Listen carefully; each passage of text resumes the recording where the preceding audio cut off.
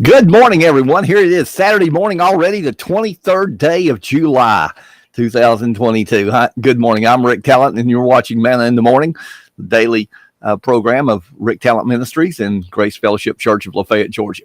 We want to welcome you to the program. Hey, we're going to talk about some things today that I hope will be interesting to you. I've been talking this week a little bit about the Apostle Paul and some of the things that happened to him, and got to talking about stories and about storytelling. And I want to reemphasize that storytelling is a great way of sharing the Word of God, of sharing how we live, of what it means to serve the Lord. And if you'll bear with me, I may give you a few pointers and a few tips on how to do that and to do it more effectively. I want to show you something first this morning, because it is a symbolic of storytelling. Storytelling is a type of art. And it's the art of communication. The communicating what a writer or a storyteller sees in his mind is the art and the development of being able to communicate in words or in images for an artist what is in the heart, or what is in the mind.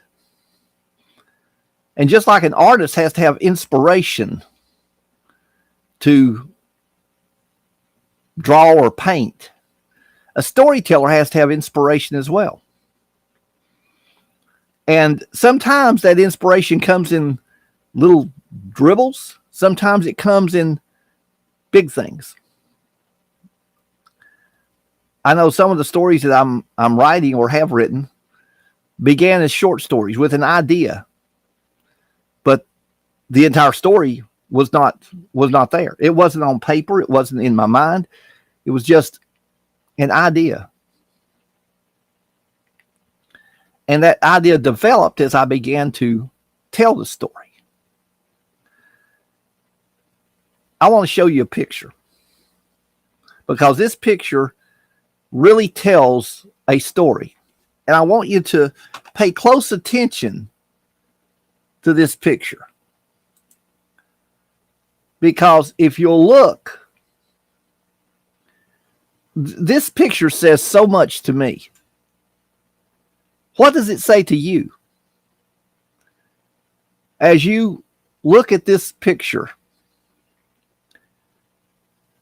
What does it say about the artist? What is the artist communicating in this picture? Well, we're not going to advertise for Coca-Cola, so since they don't pay us to advertise on this program, then we'll tear the label off. What does that picture tell you?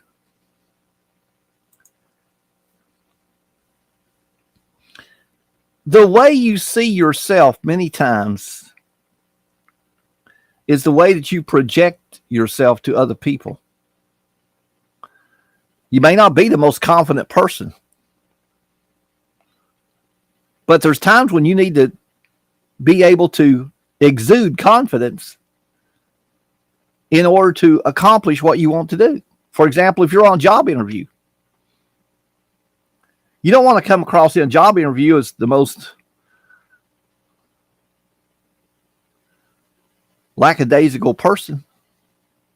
You want to come across as someone who's confident in what they know, and confident in what they can do, and confident in their skills and their experience. I know someone that this guy can walk into a place of business or a factory or anything. He can walk in and walk out with a job. He's had dozens of jobs in the last few years. But it just seems like all he has to do is just show up and people hire him or offer him jobs. And I know one of the reasons why is because he is very self-confident. He is confident that anything he puts his hand to, he can do it. Or at least he's going to give it every bit of his try. He's going to make the best attempt. Now, why am I talking about these things? Because evangelism is storytelling. And evangelism is how we reach people with the story of Jesus Christ. The greatest storyteller of all time was Jesus. He told stories throughout his entire ministry. Sitting up here on the little shelf is a New Testament that I've had since I was just a little guy, given to me by my Sunday school teacher at Second Baptist Church back many, many, many years ago.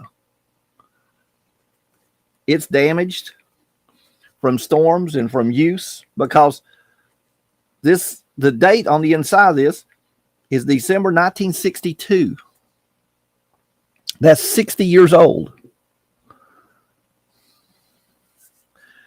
But if you look at the picture, it's one of my favorite pictures of paintings of Jesus. It's him sitting there telling stories. He's not teaching theology to these children, yet he is. He's teaching it through telling them stories. Go all through the New Testament. The New Testament calls them parables. Jesus was telling stories. He was a great storyteller because he was able to gain the people's attention by doing so.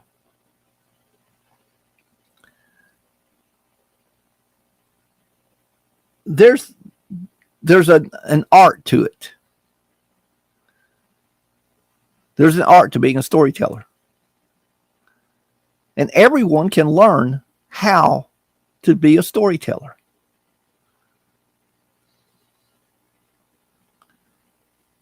But it's the art of communication. And to communicate effectively, you have to really have the heart to tell the story. You have to really want to tell the story, to share the experiences. I have been writing short stories and telling stories from the pulpit my entire life.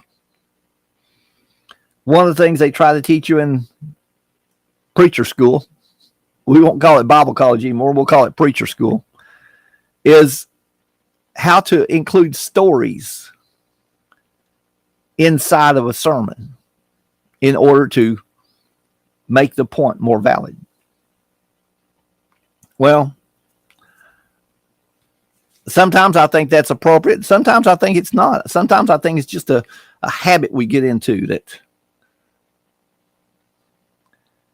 makes it easier for us to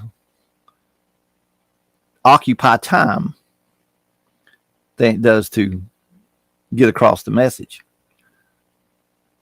But when a story is appropriate, it will fit into whatever you're discussing. If you're talking about your experiences as a child, then sometimes you have to just look back and remember, how was it I grew up? Did I grow up in a world like today? No. Every time I walk into Tractor Supply and I smell the chicken feed, it takes me back in time to Thurman's Coal and Feed at the corner of C Street and Broadway in my hometown. It was not a fancy building. It's an old wooden building that looked like a barn. Out back were piles of different sizes and grades of coal that were dumped off of a coal train, out of train cars. But inside were bins containing just all manner of different types of feed, loose feed and bag feed, and all kinds of seeds. I'll never forget the story that my cousin's wife used to tell. My cousin Ari Johnson was a Baptist preacher, and he owned a printing company in my hometown of Lenoir City. And I did work for him occasionally. Freddie and Vic Johnson, my cousins, they worked in the printing business. They grew up in it. They learned it. That's what they did for a living. And a lot about the printing business, working and helping and spending time in the print shop. But my cousin Ari and his wife bought a piece of property and built their dream house up in one of the outlying communities there in Lenoir City. And when the house was finished, the yard was a muddy mess. Typical of most construction, right? And his wife wanted so badly to have a beautiful grassy yard. So she went to Thurman Feed and Seed, and she bought enough seed to seed that entire yard. And got some workers out there, and I don't know who all did it, but with the bales of hay and the bags of seed, they sprinkled that seed all over the place and covered it up, and she watered it and took care of it, and lo and behold, the seed germinated and started growing. And she had a yard full of green instead of a yard full of mud. I remember my mother getting a phone call from her. She said, "Hey, Polly, does your family like turnip greens?" And of course, Mama told her, "Oh, yeah, we love turnip greens." She said, "Well, bring some paper bags and come up here to the house because I've got all kinds of turnip greens."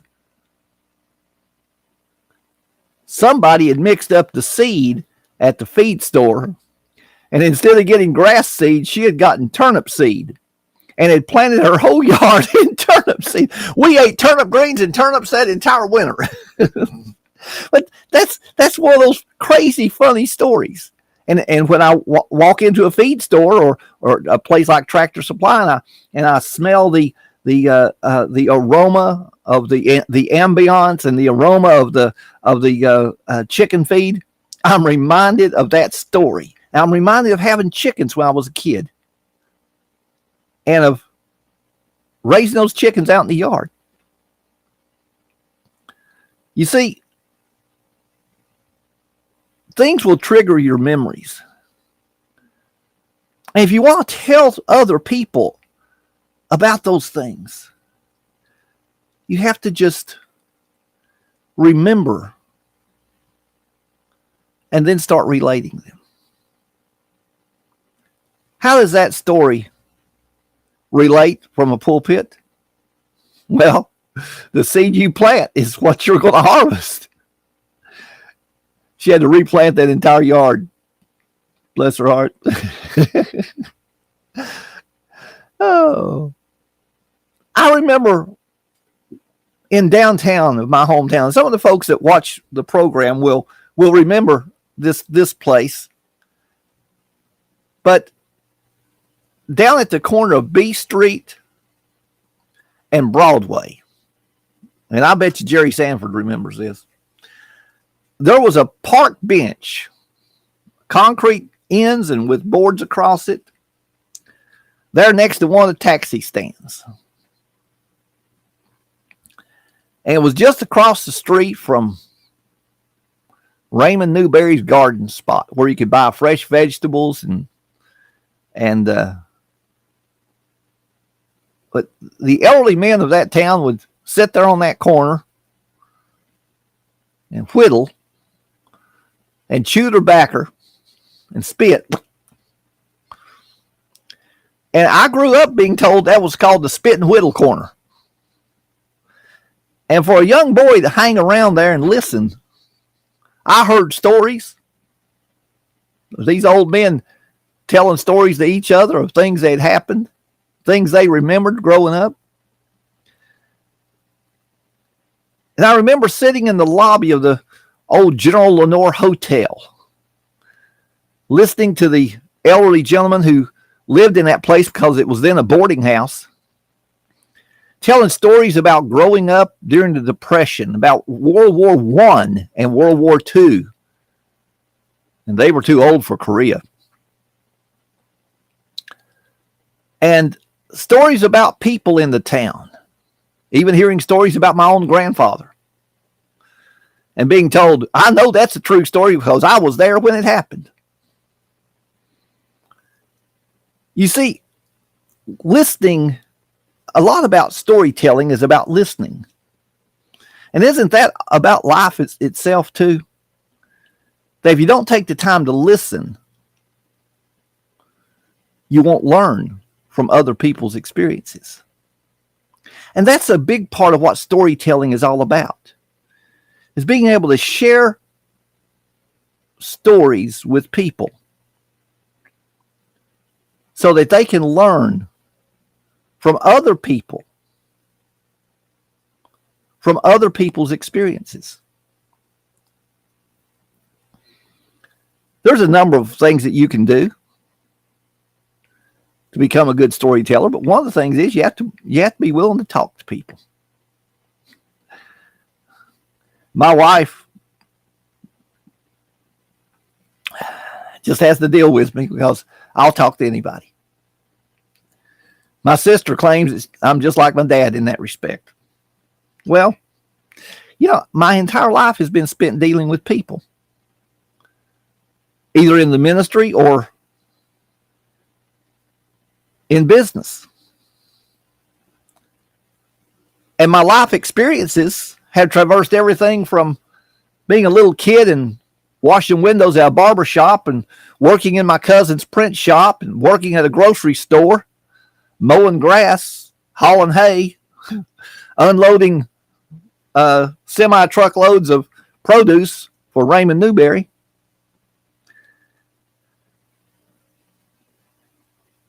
And all of these things. My wife, Carol, is watching this morning. She doesn't get to watch every morning because where she works, it seems like they've might have turned off the Wi-Fi because she has a hard time getting signal.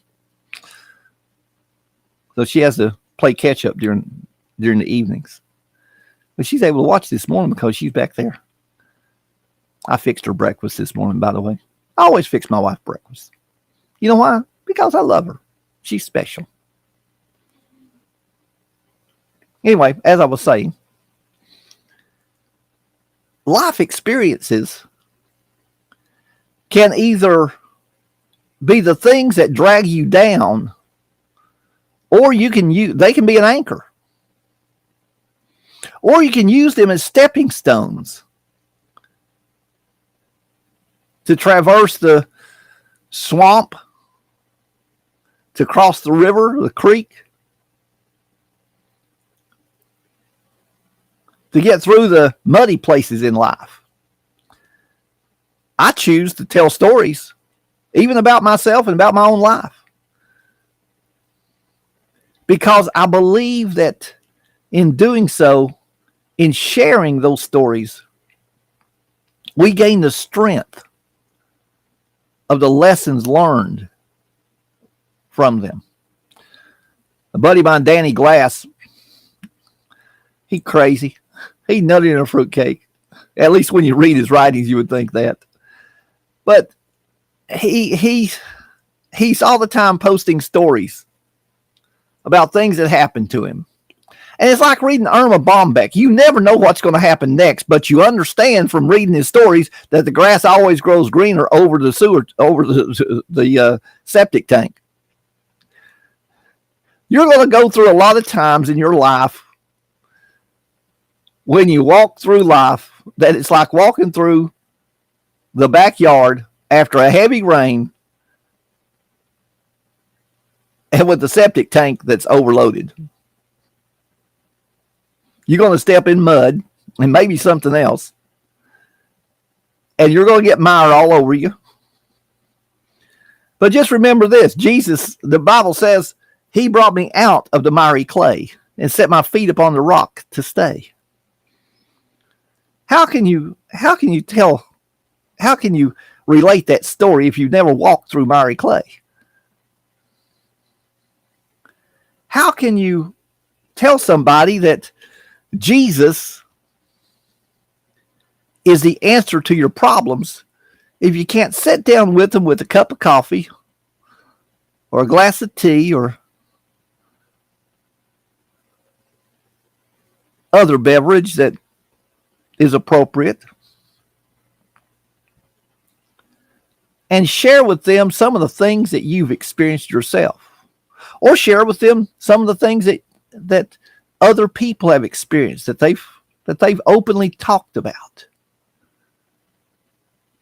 that they've openly discussed. You see, the problem that most people in today's society have is that they've not had any storytellers in their lives.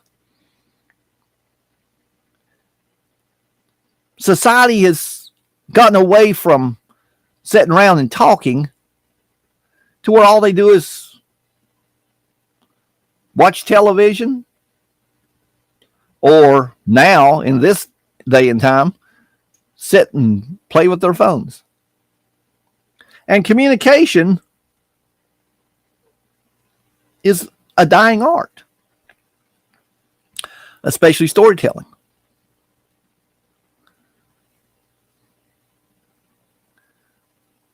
I know stories of my family that my children don't know because they've never taken the time to listen when I wanted to tell them stories of the family.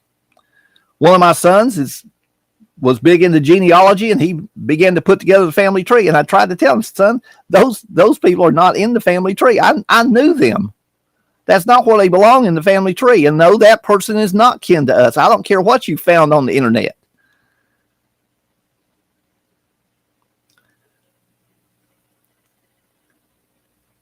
But see, I lived with those people. I grew up knowing those people. I grew up hearing the stories told in our family.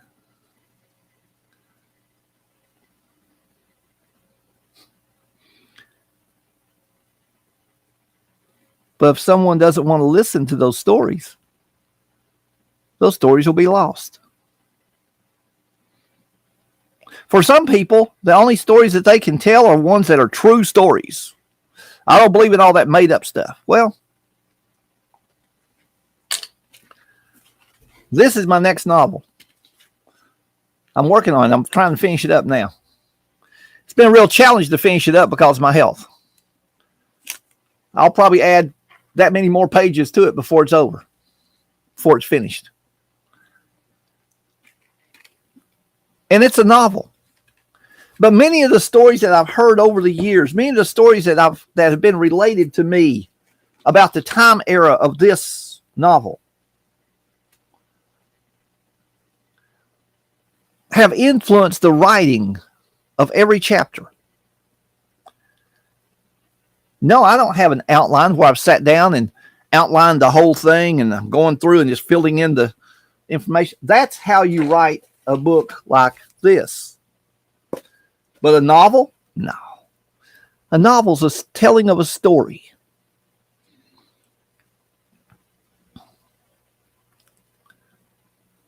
You have so many stories that you can tell, that you can share. Stories of your childhood, stories of your adulthood. Many times stories that our children have never heard because they don't remember them. And they certainly don't remember them from the perspective of an adult. Stories about things that happen. Carol and I lived through a lot of life experiences, including several hurricanes. Ones that you'll recognize: Hurricane Rita, Hurricane Katrina, Hurricane Ike, Hurricane Andrew. We've lived through ice storms and power outages. We've lived through times of plenty. We've lived through times of struggling financially. We've worked jobs where we loved the job, and we've worked jobs where we hated the job. But we did it anyway because we had to have a paycheck. And we've picked up and packed up and sold out and moved halfway across the United States. I've done it a number of times. And we've started over. Those are all stories that we can tell. But the greatest line that we can put in all of these stories is that no matter what happened, the Lord never forsook us. He never left us without the peace that passes all understanding. The Lord never forgot about us. In fact, the stories that I tell about our lives are ones that demonstrate how much Jesus cares for us and how he will prepare the way before us. And if we'll listen as we walk, our steps will be ordered by the Lord. And he will protect us. He'll guard our backside.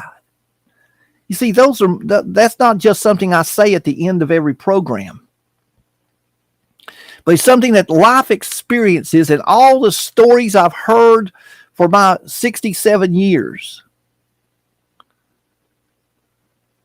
Testimonies. That's what testimonies are, is stories. They all come together to once again reinforce and undergird and solidify our faith. And that's what the storytelling is all about.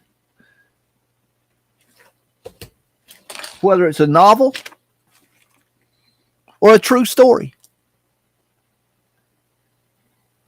You might be shocked at how many of the episodes in novels are actually based upon true stories.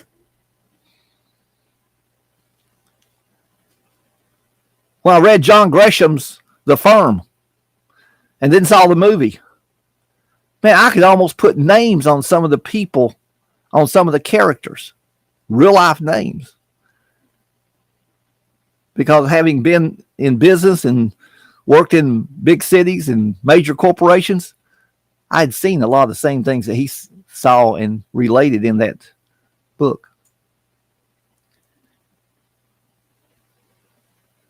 When we tell the stories of what has happened, we are sharing about the faithfulness of God to lead us through whatever situation we are going to face. So learn how to be a storyteller. Learn how to share stories so that you can share them with not only your family for them to remember, but also with others so that they can be touched by the hand of God. And that, my friend, is what it's all about.